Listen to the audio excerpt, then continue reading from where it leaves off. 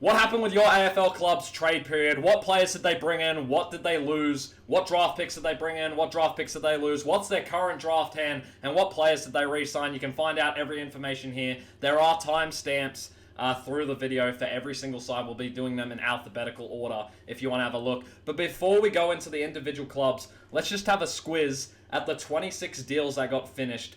I think 11 players moved within the last 30 minutes, which is insane. Literally nearly half the trade period happened in the last 30 minutes of the trade period. Other than that, it was a sleeper of a bloody trade period. But let's have a look at these deals. As we can see here, every trade is here on the screen for everyone to read. As you can see, Alex Neil-Bullen found his way to Adelaide, as did Isaac Cumming and James Peterling. Adelaide had a big trade period. Brisbane gained absolutely no one. Carlton's only gain was Nick Haynes, which they were looking for Houston, and it looked likely that they were going to get Houston for the majority of the part, especially when they got pick 3, but that didn't end up happening because Dan Houston ended up at Collingwood, and they're right back in that premiership window. I will also be grading every team's trade period. So yeah, we got Dan Houston to Collingwood. Harry Perryman also, that defense is going to be absolutely insane next year. With the rest and the healthy players coming back, Collingwood are going to be scary. Fremantle got their man in Shia Bolton. It took a massive deal. They got rid of 3 first-rounders for him, but obviously brought some back in. But then again, more on that later. Bailey Smith found his way to Geelong. The Bulldogs knew they had to take the deal. Geelong weren't going to go any more in because they knew, well, if you don't accept this, you'll just get nothing for Bailey Smith. So even if we're the ones that don't end up with him because of the draft, you don't get anything from him. So I'd be accepting our deal, which the Bulldogs did. Gold Coast gained 3 players, Daniel Rioli, John Noble, and Elliot Himmelberg. Those are 3 decent pickups for them, especially Daniel Rioli. That one's massive. He's played under Hardwick before. He's got the 3 premierships. He just won best and fairest at Richmond. He's a bloody elite halfback. Jake Stringer ended up finding his way to GWS. This one was really weird because 30 minutes before this deal actually happened, every single source was like, oh, the deal's off. Even bloody 7 AFL were posting it and everything. They were like, oh, this deal's off. It's not happening. But it ended up happening again in the last 15 minutes, as did most trades. And here's another one that happened in the last 15 minutes. Tom Barrass found his way to the Hawks. This was a must-need for the Hawks. Eagles wanted 2 first-rounders, and we weren't going to budge, and we didn't end up budging, but we went with a different offer. And can't be too disappointed. We got the man we need. Because we need height in that area, and people are going to deny how great this player is, but when they see next year, they'll just know. And the Hawks also brought in Josh Battle within that as well, an elite player for St Kilda, intercept defender, just like your Jack Scrimshaw. This will allow Sicily to move forward next year, and Weddle to move freely onto the wing and play more his role. Very exciting for the Hawks next season. Melbourne didn't really bring in anyone interesting. Tom Campbell, Harry Sharp is alright, but other than that, they didn't do much. But yeah, Melbourne, again, we'll get into their draft hand later. Crazy shit. North Melbourne blew up this trade period. They got Caleb Daniel, Luke Parker, Jacob Constantine, and Jack Darling. I definitely butchered that last name because I have not heard of the lad. Apparently he played for Sydney, but Sydney dropped 2 players for pick 44, and especially Luke Parker. That's surprising. But then again, does this really change North Melbourne's team too much? A lot of these players, most of these players, I should say, are struggling for game time at their current clubs. So, of course, they're going to want to come over for some game opportunity. But obviously, we'll have to see how that goes. Jack Lukosius, Joe Richards, and Rory Atkins find their way over to Port Adelaide. The only good pickup here really is Jack Lukosius. Joe Richards might come out as a star, but Rory Atkins I'm not too sure about. Especially when you're losing your best player, the guy, halfback, all-Australian in Dan Houston, Port Adelaide dipped out on. But they did gain some good picks, so we'll have to see with them. Jack McRae, again, this was another late deal, found his way to St Kilda. I can't remember the exact deal, but then again, we'll get into all of that. Liam Baker, Matt Owies, and Jack Graham to West Coast. You're hearing it right now. West Coast could be pushing top 12.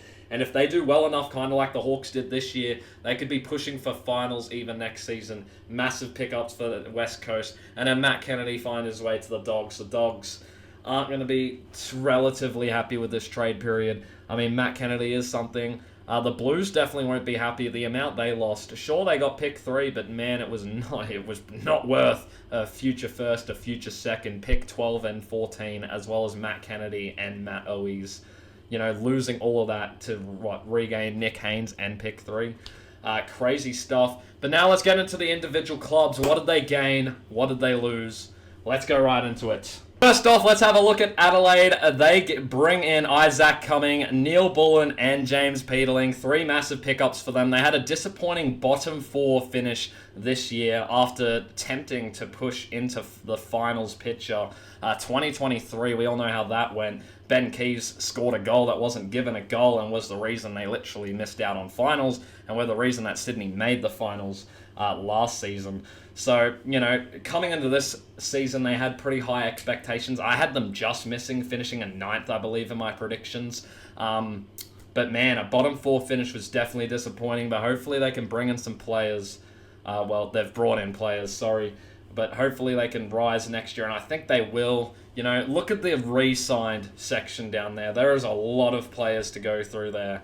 Absolutely crazy. They brought in a future 3rd from Melbourne, a future 4th from GWS, and a future 3rd from GWS.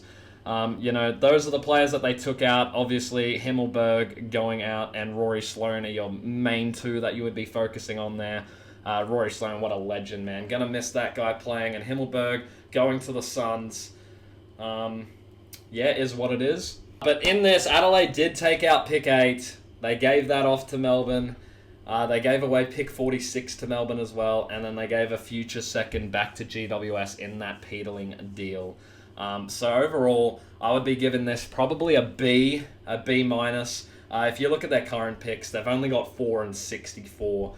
So they better put that pick 4 to use. Otherwise, they're going to be in shambles. The Crows. Moving on to Brisbane, they brought absolutely no one in this trade period. But it doesn't really matter. You got to take some context into here. They're going to get the number 1 pick in Levi Ashcroft. Their goal was just gaining enough points for that to be eligible to happen, which obviously they did, especially with Richmond. Richmond were very hungry for... Richmond, we'll have a look at their draft hand later, but bloody hell. Obviously, so they brought in no players, but they did bring in picks 27, 32, 34, 42, 43, 45, 49, 66, and a future 3rd from Melbourne. Their players that went out, Joe Danaher, big retirement. That one definitely stings. Jared Lyons, of course, also retired. It's a decent loss for them. And then Harry Sharp is also, not the biggest loss ever. And then, the rest are delistings. I'm not going to read the delistings because they got delisted for a reason, unless it's something crazy like Brandon Parfitt from Geelong or Gary Rowan even. Those would definitely be ones that I will be mentioning because they're actually pretty good players. But they traded out pick 20 to Richmond. As I said, Richmond were very hungry for, those high-end picks. I think they have 8 first-rounders, and that's their entire draft hand. It's absolutely insane. But yeah, they traded out pick 20, 32, 45, 73, a future 2nd to the Blues, and a future 3rd to the Ds. They re-signed a couple of names, as you can see there. Again, I'm not going to read out all the players that went out with delistings or all the players that they re-signed. A lot of clubs re-sign a lot of players every year. This one's actually probably the shortest re-signing list out of the whole competition. But Brisbane currently hold 27, 34, 42, 43, 49, 60, and 66. So, they stacked up on the picks. And Levi Ashcroft, the number one draft pick, instead of going to Richmond like it should work, the father-son rule is going to bring him into the Lions, and they're going to look dangerous. Sure, they lose Danaher, but does that open up the window for Brandon Ryan to come in and maybe try a spot? Do you chuck Levi Ashcroft right in as a small forward and just have a gun, a smaller side than you normally would? But Danaher will definitely be a big loss, but I wouldn't be worried if I'm a Brisbane fan at all. For Brisbane, I do grade their trade period a B. That seems kind of crazy because they brought no one in, but they did their job. They just needed to bring in those picks, up the points, and get Levi Ashcroft for the draft. And that's very, very... Well, that's going to happen now. Next, we move on to Carlton, who did bring in Nick Haynes from GWS. Again, someone who didn't play a lot of games for the Giants this year. So, Carlton fans are kind of overrating this trade a little bit. Obviously, it's good depth and some good experience, 100%, but it's not your big player. And Carlton were aiming for Dan Houston all period and didn't get him. You can look at the picks they brought in, but most of these picks went right back out. Of course, they brought in pick 3, 14, 38, 63, 68, 73, and a future second. So some good things. They lost quite a bit. Jack Martin and Marchbank were both delisted. That one was kind of surprising. And of course, they lost Owies and Kennedy to both West Coast and the Dogs, respectively. They lost quite a bit, of players. And I was quite surprised that, Jack Martin and Marchbank being delisted. To be honest with you, I thought they were, doing, some alright stuff. But in saying that, the Blues traded out pick 12. They traded out pick 14 when they got it from the Hawks. They traded out 34, 66, 73, a future first to the Hawks and a future second to the Hawks. So these guys lost a future first, a future second, pick 12 and 14 for Nick Haynes and pick 3. As well as that, they lost Owies, Kennedy, and then delisted Marchbank and Martin. You're definitely probably fuming if you're a Carlton fan. Of course, they re-signed, some players.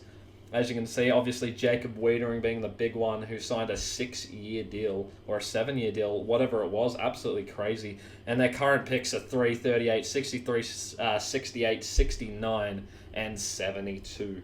So, they come into the draft with something. Pick 3 is absolutely massive, by the way.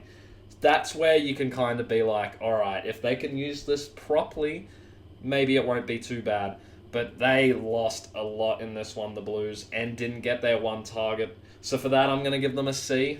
Maybe a C. I'll boost it up to a C+, because pick 3 is that's huge. Pick 3 is absolutely huge. But no Dan Houston. You lost, 4 pretty decent to good players, and you brought in one kind of average player, but you lost a lot. I mean, pick 12 and 14. As well as your future first and second. So, I can't give any higher than a C+, and I think that's fair. Up next is the Collingwood Magpies. Now, man, they brought in Harry Perryman and Dan Houston to upgrade that back line. They're right back into that premiership window. I think they were always going to be. I definitely had them making finals again next year. Before even the trade period, I was saying that because you just knew they were going to be well rested and pumped up, fueled up, healthy. They're not going to have 100,000 injuries, and they're going to be ready to kick next season. But then you add an All-Australian and a very, very solid defender in Harry Perryman. That defense becomes extremely scary, especially with Darcy Moore can finally get some help. Jeremy Howe in there too, this team. And then, the run-off halfback will go straight to Josh Dacos, who can cut into Nick Dacos. You got DeGoey there as well. Mason Cox, if he plays, whatever. And then you've got that forward line that's just scary as shit. So, Collingwood are just gonna kill it next year. And they're right back in that premiership window. They've also brought in pick 13 and 58. They brought in from the Suns and Port Adelaide, but they gave pick 13 out to Port Adelaide later, obviously as a part of that Houston deal.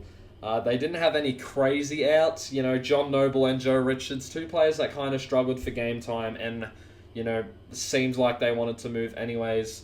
Other than that, nothing too crazy that they lost there. Obviously, the picks that they got out were 13, 36, and a future first. Now, they don't give a shit about the draft. Clearly, you can see they've got 3 picks all in the 50s. So they clearly don't care about the draft, Collingwood, but what they've gained is absolutely massive. I mean, an all-Australian halfback, they're not caring at all. And you can see the re-sign names there. Most of them are like short-term deals because they're your older lads, but they're ready to go again. And they're looking for the premiership before, the older player leaves. So for this, I'm actually going to give their trade period an A. You've got to take everything into account, the players they bring in, and then obviously their draft hand. But if you're bringing in players like that, your draft hand can be ignored. Absolutely, it can be ignored. Because obviously they're not looking at youth, they're just looking to go for another premiership. and I think they've brought in the two perfect players to do that. So an A is definitely reasonable for the Pies. Next up is Essendon. Now, they brought absolutely no one in, which is kind of disappointing, but they did. They look like they're heading for the draft here, Essendon. They brought in a lot of picks, 28, 40, 46, 53, 54, 65, and a future first. Most of those from Melbourne. They've absolutely scammed Melbourne here. So Melbourne took pick 9 and a future third off them, as you can see in their picks area in the out section. But they've got Melbourne's future first. With the position of Melbourne right now, Petrarca's not happy, obviously, because they nearly killed him. Clayton Oliver clearly wanted to head to Geelong, despite not really requesting a trade, and Melbourne are forcing him there. He's not going to be happy. They've lost Neil Bullen. They've brought in 2 players, yeah, but they're average. They're very average players. And then, Melbourne, of course, are heading for the draft this year as their picks are 5 and 9. Obviously, you'll see that when we get to Melbourne. But still, man, let's face it, their draft hand, or their future first next year, I should say, is going to be a pick in between 1 and 5. Now, obviously, it won't be pick 1, that'll go to Richmond. Probably won't be 2 or 3. But 4 or 5, or even 6, I definitely would not doubt. 100% would not doubt. So Essendon have kind of scammed me. Because Essendon, they gave away pick 9 and a future third, cool. That pick 9, or the future first they got in return, is already it's very likely to be better than that pick 9. I can tell you that for sure. And then on top of that, they brought in pick 28, pick 40, 46, 54, and 65 as well on top of that. So they definitely won this one, Essendon. That's beautiful business. And they've re-signed a lot of names, as you can see there too. Obviously, they lost Jake Stringer. They've lost Jake Kelly as well, and Dyson Heppel. Nick Hind got delisted as well, which I thought was very surprising. So Essendon, I don't know, they're in a bit of a rough position, but clearly they're heading for the draft as they have those 7 picks there. As you can see down the bottom, 28, 31, 40, 46, 53, 54, and 65. They're clearly heading for the youth. You can see the amount of players, and some of these are mid to long-term deals. The youngsters that they're trying to re-sign in the squad and build something. So, from an Essendon stand of view, you're looking for the draft. You brought nothing in. You've lost quite a bit, to be fair. Stringer, Kelly, even Hunter, Nick Hind, and Heppel are big losses. Those are maybe not massive or big losses, but there's some decent losses in there, right?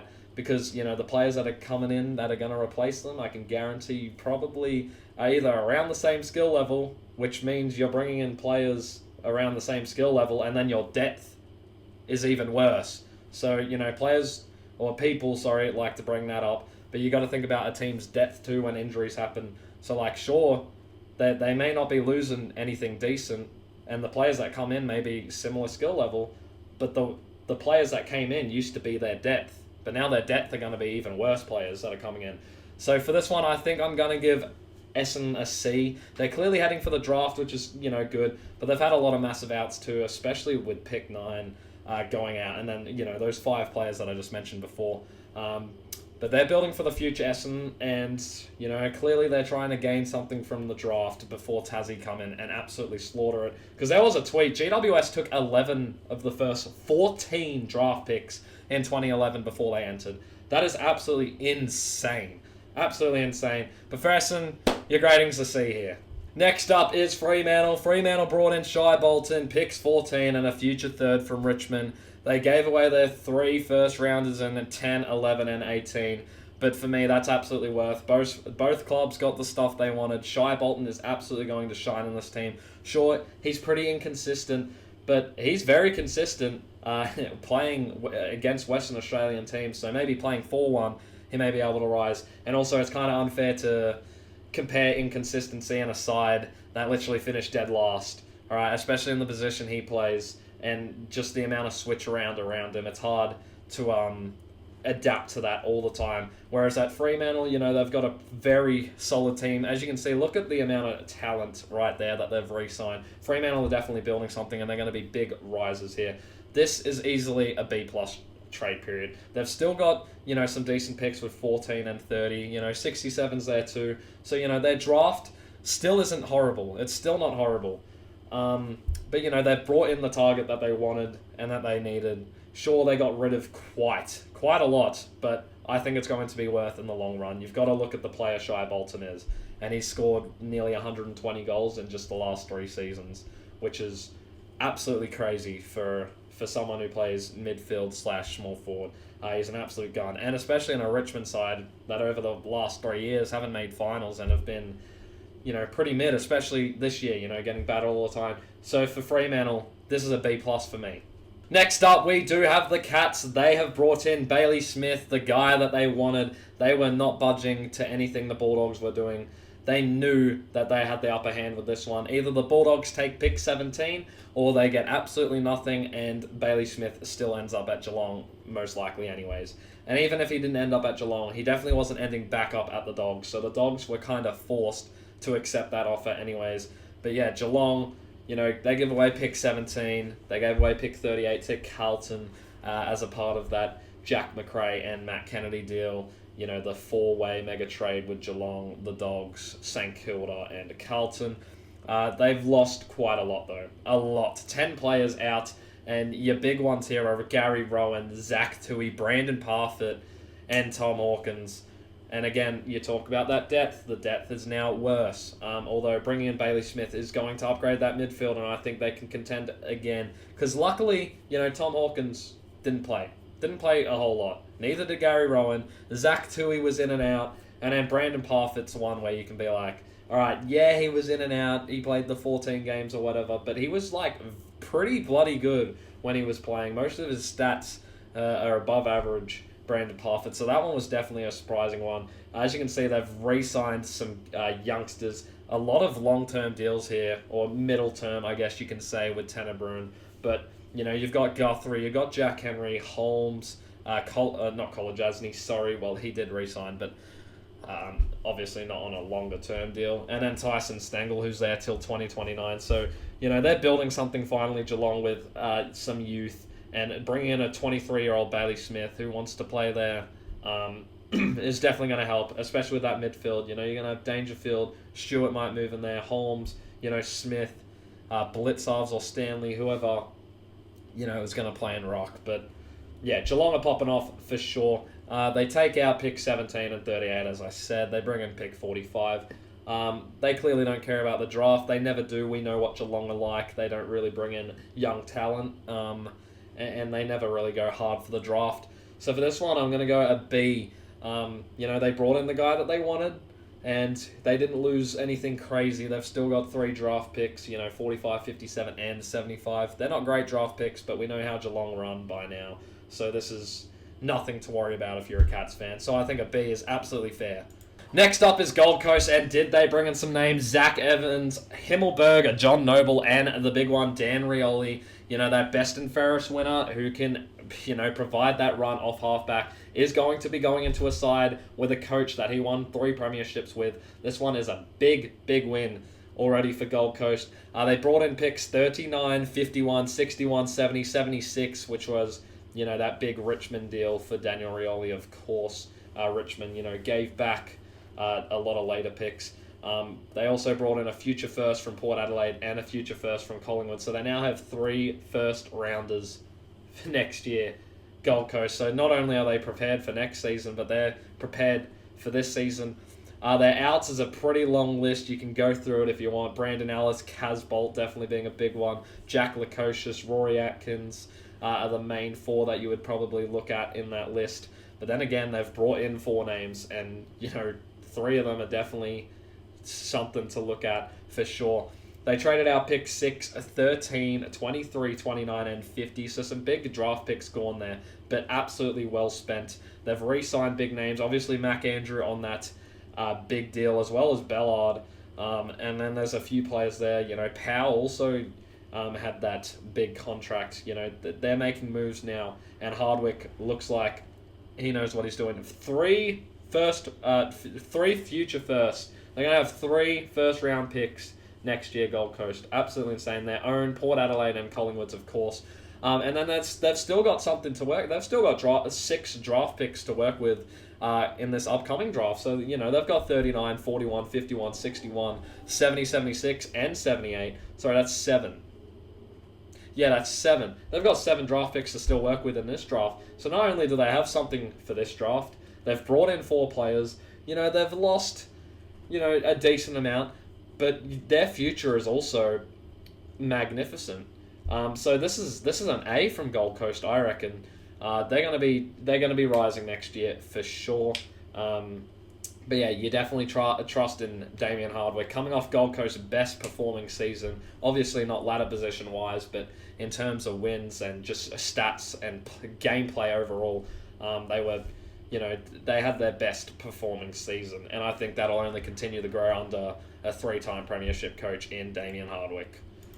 So I think, an A is definitely fair for the Suns. Next up is the Giants. Now they've brought in Jakey Stringer. They got to pick 16 and 21 for compensation and a future second from Adelaide as a part of that Peterling deal. They've taken out Isaac Cumming. Hamilton got delisted, which I was kind of surprised at. Nick Haynes obviously went. Peterling went. Perryman went. That's a lot of losses already right there for GWS. They brought in some decent draft picks, so they'll be handy. Going into the draft was with a decent hand with obviously 3 first-rounders. They traded out picks 53, a future 3rd, and a future 4th. Of course, pick 53 going to Essendon for Jake Stringer, and the other 2 were a part of the James Peterling deal with Adelaide. But yeah, this is a massive loss. That's 5 players gone. Now, they weren't the best 5 players, of course, but Cumming, Perryman, and Peterling are definitely 3 big names. And then you're bringing in Jake Stringer.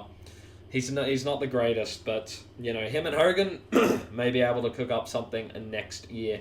But, the Giants are heading in with picks 15, 16, 21, 37, 56, and 74. They were lucky to keep O'Halloran, who looked like he could have went later in the trade period. Didn't end up happening. But yeah, they've got a decent draft hand. They've brought in basically nothing really impressive. And they've lost quite a lot. So I'm going to give this one a C-. I was thinking about a D, but that draft hand is what's changing my mind there. 3 first-rounders definitely is handy to have. And 2 of them came as compensation for losing, Perryman and Cumming due to free agency. So, not horrible, but obviously not very good for GWS.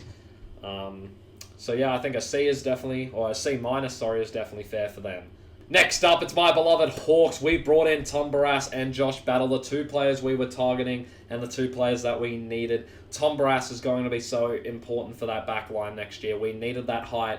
No Sam Frost against Port Adelaide really showed, and we struggled a lot in that back line. So adding that extra height will be brilliant. As well as that, Sicily will be able to move forward. He's a great one-on-one. He played forward earlier in his career with us, and he was, terrific as a 21-year-old. And then also, Josh Weddle will be able to move freely onto the wing as Mass on the other wing as well. So that midfield gets a big upgrade. The back line gets a massive, massive upgrade with an elite player, elite interceptor with Josh Battle, and then, your really good big man.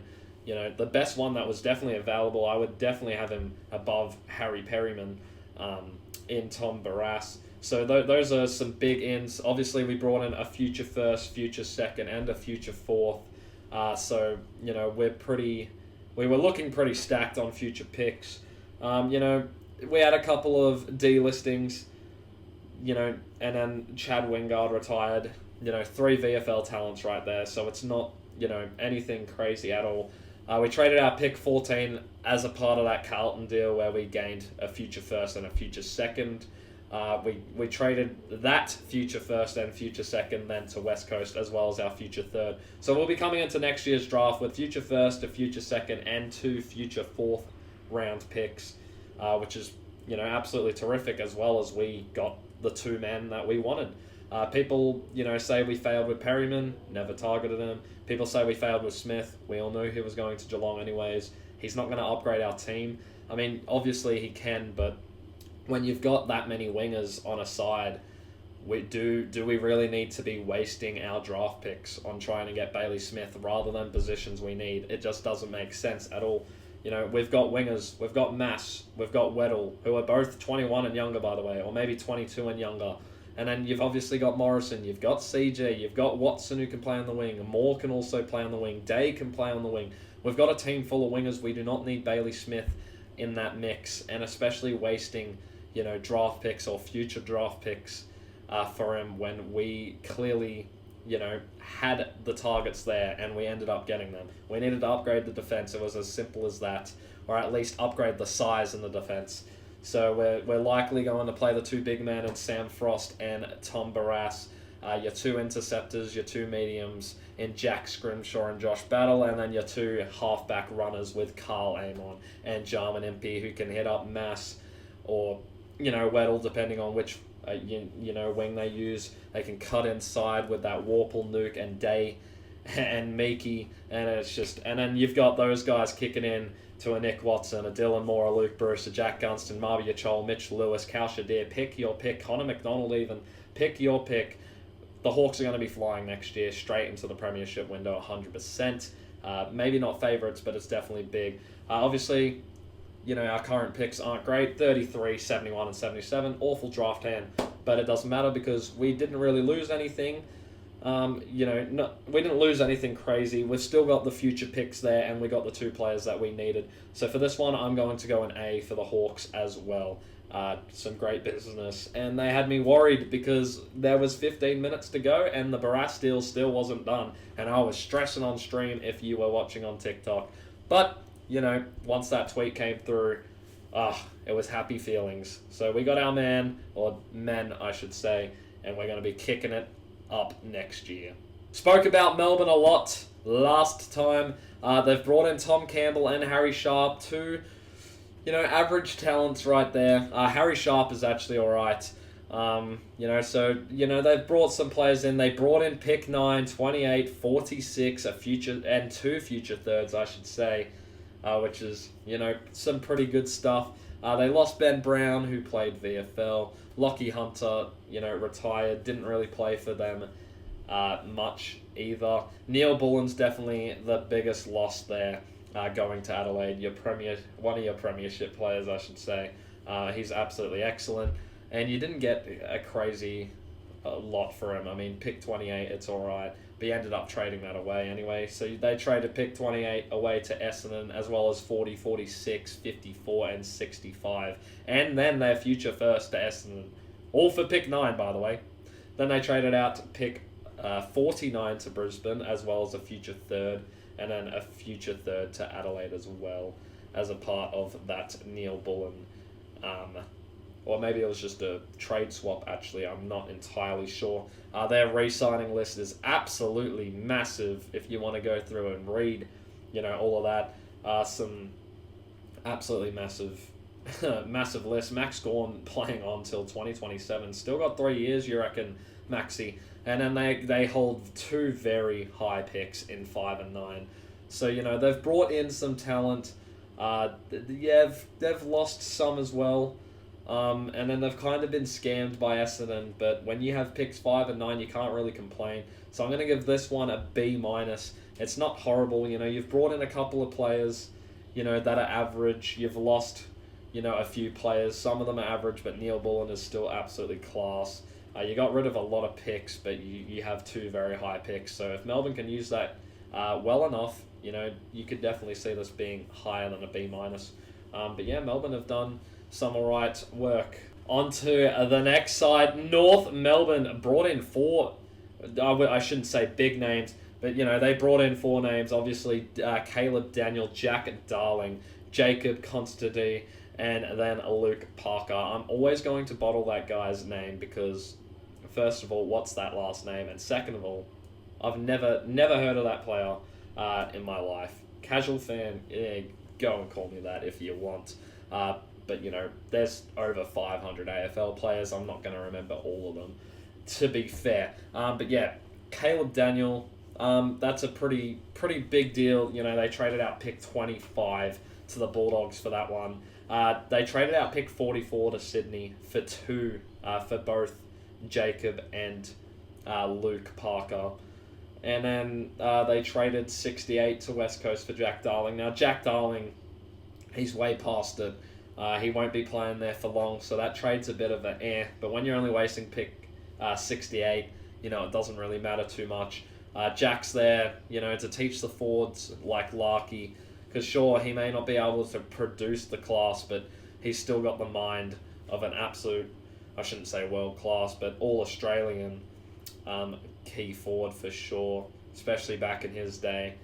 Caleb Daniel will be good, finally getting some game time. Obviously, he spent 15 games either in the VFL or coming off as a sub this season. Luke Parker, pretty disrespectful from Sydney, to be honest, but, he has an opportunity open up for him to get, game time as well as being able to teach some youngsters, and he wants to take it, so fair enough. They brought in no draft picks whatsoever, North Melbourne, but they did take out 25, 44, and 68 for all the players that they brought in. So that's some decent deals there. Obviously, Curtis Taylor, I'm going to miss that guy. He's been delisted, as has Taron Thomas for obvious reasons. Liam Shill's retiring as well as a big one. Greenwood also retiring. And then, the other two aren't really anything crazy. But North Melbourne are right onto it. They have massive list of re-signings right there. Just going straight in. Harry Sheasel and Cherry Being. And Zerha also. I didn't actually see that was 2029. You're definitely your big three ones that you take out of that. So Clarko's cooking up something. In this draft, they've got nothing. So they've brought in quite a lot of talent. They haven't lost all too much at all. And then they've got pick 2. Pick 2's massive, but then only 62 after that. So, their draft hand, considering it's pick 2, I would say average. You've only got one pick after that, but you've got literally the second pick. So it's still average. You've re-signed a bunch of blokes. You brought in 4 players that will actually, might help out, and you could be cooking next year, North Melbourne. So for this one, I'm going to actually give this one a solid B. Their draft hand's weak, but, they've brought in some talent, haven't lost a hell of a lot for it either, and, still keep that second draft pick. So I think this is, well done from Clarko, and let's see what he can actually cook. So a B is definitely fair. And here's where the gradings might actually be bad, rather than being average to good. Some clubs have done some great works as of far. Until we reach Port Adelaide, they bring in Jacob Moss, haven't heard of him. Jack Lukosius will be a good replacement for Charlie Dixon. That one's actually a good signing. Joe Richards struggled for game time at Collingwood. Will he do the same here? Probably not, but you could probably see some Ivan Soldo type shit happening there where, Port Adelaide picked him up and didn't use him literally at all. And then Rory Atkins, enough said there. But they did bring in pick 13, 29, 36, and 50 as a part of the mega trade with the Suns and the Pies, of course. Charlie Dixon coming out is definitely a big loss. And then Dan Houston. So I'll give you Jack Lukosius bringing in for Charlie Dixon. That one's definitely valid. So you've done well there, Port Adelaide. But Dan Houston, your all-Australian halfback. And now you've just made your defence a lot worse than it already was. I mean, your defence was already pretty mid with those guys. Of course, you've still got Burton and Farrell, and then obviously Alir, who's absolutely elite. But you've just taken out your best, probably your best defender. But you'll be heading into the draft with some decent picks. 13, 29, 36, and 50 definitely ain't a horrible hand to have. And then you've re-signed some names. So I'll give you a C- for this, but you definitely got scammed for Dan Houston, as he literally is an All-Australian. I mean, we gave up more for Barras than Collingwood did for Houston. So, you've got a decent draft hand. You've lost massively, and I do mean massively because of Dan Houston mainly. And then you've brought in some players, right? Obviously four recruits. I would say two. One is good, one is average, and then the other two are like, yeah, no. So yeah, it's not the greatest. And then obviously you traded out picks 39 and 58 as well. So it's not great. It's not great deals here from Port Adelaide. So I'm going to give a C-. I was tempted to go a D, But I'm sure we will all know who is going to get the worst grading in this period, and I believe they may be up. Definitely not next. I believe Richmond are next. Anyway, next club. Money, money, money. You are pick hungry. Richmond brought in absolutely no one, but brought in pick 6, 10, 11, 14, 18, 20, and 23, as well as 42 for Graham, which they later gave out, I believe. Yes, they did to Richmond. They've lost a lot, bro. Liam Baker, Shai Bolton, Jack Graham, Dylan Grimes, Martin, Naine Smith, Pickett, and Rioli all gone. They traded out picks 14, 32, 42, 43, 45, 51, 61, 70, 76, and a future third. They re-signed a ton of names. The rebuild is fully on. This is a B+ straight away. You look at that draft hand, they literally have 8 first-round picks. 8! That's absurd. That is absurd. 8 first-round picks is crazy. That's nearly new team coming in vibes right there. I'll actually give it a B, to be fair. Some people are going to be like, how? But you've just got to look at their draft hand. They've gone fully for the draft. Yes, they've brought in no one, and they've lost absolutely everyone, but they're going to benefit with these draft picks that they have. They're going to bring in a lot of good talent with these, of course, and hopefully, they can develop well. But yeah, that's massive for Richmond. They literally were robbing everyone the entire time, just like, yep, give us a first rounder and we'll give you whatever you want. Of course, they got 10, 11, and 18 off Fremantle for Bolton, and then, a couple of lower picks, which is absolutely just crazy business there. So yeah, they're fully on for the rebuild now. So, you look at that, you're probably like, oh, that should be an F, right? But you got to look at that draft hand. That draft hand is absolutely ridiculous. They literally have 11,000 draft points. 11,000. Collingwood and Hawthorn combined have 700. So, yeah, to put in perspective, that's just crazy. Absolute craziness from Richmond there. So I'll fairly give that a B. Given that they're going in for the draft. You got to take everything. If both areas are decent, you weigh it out. If one area is really strong, one's really bad, it weighs out. And I think a B, because of how strong that draft hand is, I think a B is fair for the Tigers here.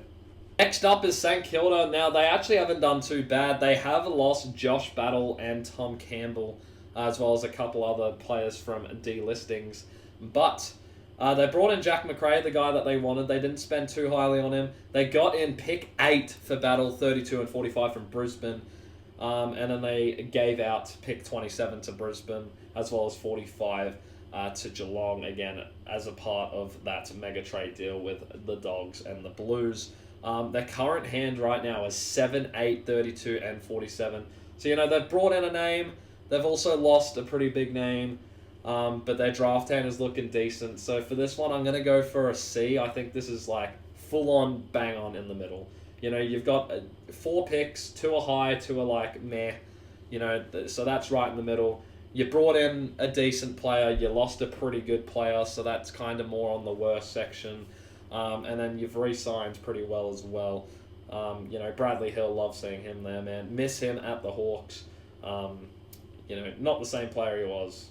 100%, but can't complain if you're a Saints fan, I guess. Well, you definitely could, Josh Battle, but you got pick 8 for it, for compensation, which is crazy. Some people crying about that. Don't forget, Ben Mackay is being paid $1.5 million and was given North Melbourne pick 3 for compensation when they lost him. Pick 3 for Ben Mackay. Absolutely crazy. So people that want to cry about the Josh Battle thing, I just remind yourselves of that.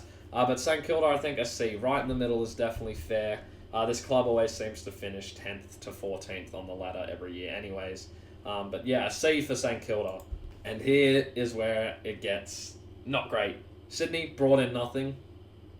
They brought in pick 44. They got rid of Luke Parker. Sam Reid is also gone, unfortunately for them.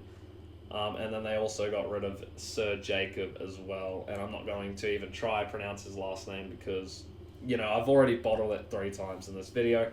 But yeah, so they brought in absolutely nothing. They lost, decent amount of names. Well, it was only 2 names, but they've lost still and gained nothing. They haven't traded in any picks. They haven't traded out any picks. They've re-signed pretty well, to be fair, and then they've got just a decent draft hand. Obviously, they've got the 2 first-rounders there, but then the 2 later picks. So they've got 4 draft picks. They lost 2 players, gained none. And that is what it is, really. They gained 1 pick for losing 2 players, which was a mid-40s pick. So for this one, I've got to give it a D.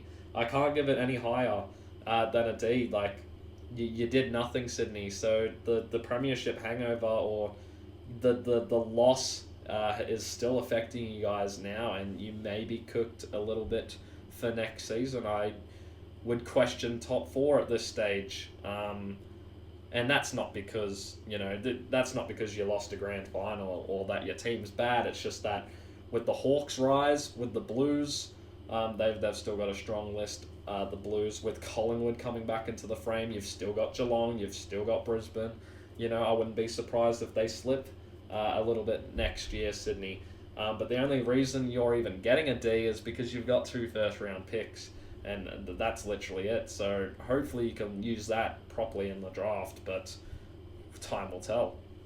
Next up is the West Coast Eagles. They brought in a massive names here: Jack Graham, Liam Baker, and Matthew Owies, all aged 26 and 27. Will bring something to the side, upgrade that midfield massively to support Harley Reid, and obviously you've still got players like Hunt and Kelly in there too. So that's just a massive... Their midfield's actually looking decent now. They've brought in picks 12, 14, 68, 73, and then obviously the future first, second, and third from the Hawks. They lost a few players. Obviously, Jack Darling, that's not the biggest loss. Andrew Gaff retiring. Tom Barras is their big loss there. That defense is now extremely weak. Not that it was, any good anyways, but... they've re-signed well as well. They traded out picks 3, 14, 63, 68, and the future 4th to the Hawks. So they've done some alright things, but trading away pick 3 was definitely debatable for sure. But they've brought in some talent. They've also lost, probably a very, very important player. Obviously, Tom Barras being their best defender.